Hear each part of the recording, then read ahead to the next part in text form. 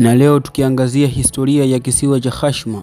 Kisiwa cha Khashma kilianza kujulikana mwishoni mwa karne ya 19 wakati makaa ya mawe yalipogunduliwa chini ya kisiwa hicho.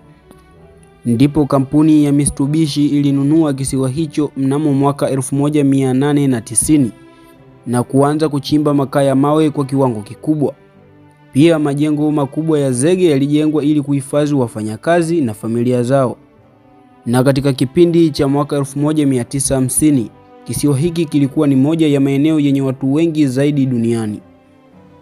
Huku maisha ya watu hao yakizungukwa na kazi za migodini. Maisha katika kisiwa yalikuwa ya kipekee sana. Kulikuwepo na shule, hospitali, maduka pamoja na maeneo ya burudani. Hata hivyo, maisha hayakuwa rahisi, kwani wafanyakazi wa migodini walifanya kazi ngumu chini ya ardhi katika mazingira hatarishi. Pia wakati wa vita ya pili ya dunia, ilisemekana kuwa wafanyakazi kutoka Korea na China waliletwa kufanya kazi katika mgodi huo, jambo ambalo limeacha kumbukumbu yenye utata katika historia ya kisiwa hicho. Pia mwaka 1974 matumizi ya makaa ya mawe yalipungua kutokana na matumizi ya mafuta na gesi.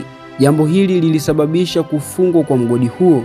Hivyo ndani ya muda mfupi wakazi wote waliondoka katika kisiwa hicho. Tangu wakati huo majengo mengi yalianza kuharibika kutokana na upepo wa bahari na ukosefu wa matengenezo, na kuonekana kisiwa hicho ni mfano wa mji uliotelekezwa.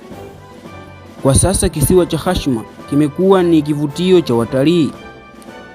Ndipo serikali ya Japan imeruhusu wageni kutembelea sehemu salama za kisiwa hicho. Pia kisiwa hiki kimeorodheshwa kama sehemu ya urithi wa dunia na UNESCO kutokana na mchango wake katika historia ya viwanda. Hivyo kisiwa cha Khashma ni mfano halisi wa maendeleo ya binadamu yanavyoweza kubadilika kwa haraka zaidi duniani. Na huu ni mwisho wa makala yetu ya leo.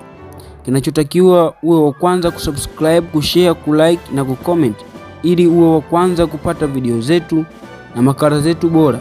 Baki hapa hapa kwenye GTC Africa Media.